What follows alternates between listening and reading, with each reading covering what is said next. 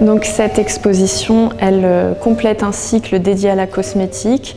En été 2021 était présentée une exposition sur les poudres et les tendances cosmétiques en Occident.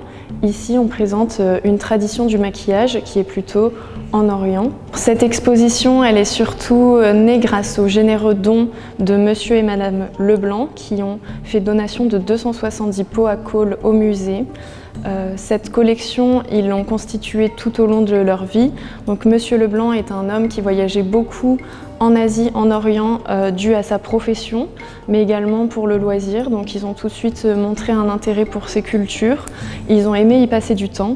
Et en fait, Madame Leblanc, qui l'accompagnait lors de ses voyages, a commencé à s'intéresser à cette tradition du maquillage, du pot à colle. Comment ça s'est passé? On lui a offert le premier. Donc, le premier pot à colle, elle l'a acquis au Burkina Faso. On lui a offert et ensuite elle a cherché elle-même à en acheter 2 ou 3.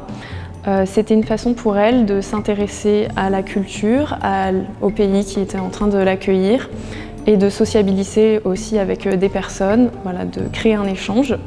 Et on a au total 270 pots à colle qui proviennent d'une trentaine de pays différents. Le Musée international de la parfumerie en avait déjà dans ses collections, mais c'est vraiment ce don qui est venu l'enrichir. Donc aujourd'hui, ça fait partie intégrante des collections du musée. Dans les salles, on trouve des vitrines qui présentent par pays les pots à colle qui ont été achetés. Et on a également des petites salles qui présentent des focus sur des techniques bien précises comme le travail de l'argent, le travail de l'os, de la peau ou le travail du bois. Cette tradition du maquillage avec du colle, on en connaît les utilisations depuis l'Antiquité égyptienne. On peut le voir sur les représentations égyptiennes.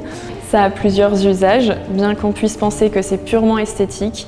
Il y a également des vertus médicales qui ont été trouvées au colle, donc ça permet de protéger les yeux. On est dans des régions où il fait chaud, où il y a du vent, des insectes, donc ça permet de faire une pellicule grasse qui va protéger les yeux. Ça a également des vertus spirituelles. Donc on peut penser que les yeux sont une ouverture vers l'âme, donc ça va protéger symboliquement les yeux. Donc ici on est dans une des salles qui permet de présenter un peu plus en détail des techniques. Donc ici on a par exemple l'émail, le métal émaillé. On a également des pots à colle en argent et en pierre. Moi je vais vous parler de celui-ci qui est vraiment très précieux. On est sur un travail d'orfèvre avec la technique du filigrane. Donc les fils d'argent sont étirés, manipulés, torsadés pour arriver à une création très détaillée. Ce qui est intéressant avec cette collection, c'est que Monsieur et Madame Leblanc n'ont pas acheté des pots seulement pour leur beauté esthétique.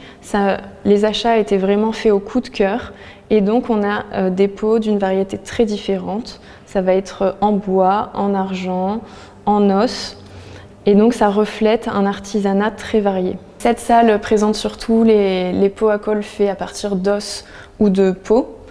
On peut voir 2 styles très différents, puisqu'il y a ceux-là qui sont en fait pour des populations plus nomades, qui vont pouvoir se déplacer avec, l'accrocher à la ceinture, le porter en pendentif, avec des matériaux qui vont être issus des animaux, puisqu'on élève le bétail pour se nourrir, mais on peut également donc, réutiliser la peau pour faire des objets avec.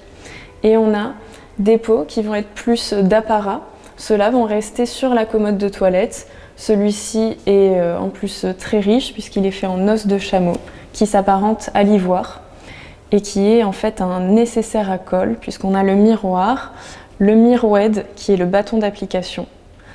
et donc on va pouvoir présenter un objet d'une très grande richesse. On peut voir que l'utilisation du pot à colle s'est étendue avec les échanges culturels, c'est même devenu maintenant un cadeau souvenir.